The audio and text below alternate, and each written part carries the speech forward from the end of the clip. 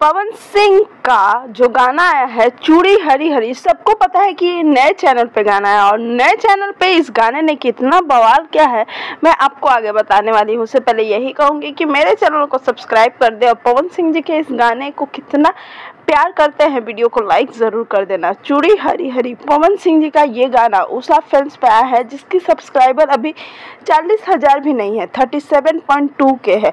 और व्यूज़ की बात करें तो 1 घंटे में 49,000 व्यूज़ दिखा रहे हैं और 49,000 ही लाइक दिखा रहे, तो समझ ले कि 3 लाख के लगभग इस गाने का व्यूज़ चला गया है। और कमेंट की बात करें तो 9,000 के लगभग इस पे कमेंट है। तो पवन सिंह जी का फिर से वही अंदाज देखने को मिला और फिर से पवन सिंह जी जिस तरीके का गाना है, हमें तो यही लग रहा है कि पवन सिंह जी का ये गाना फिर से पूरे रील्स पे छाने वाला है। आपको क्या लग रहा है हमें ज़रूर बताइएगा। पवन सिंह और शिवानी सिंह ने फिर से तबाही मचा दी। वीडियो को लाइक करें, चैनल को सब्सक्राइब जरूर।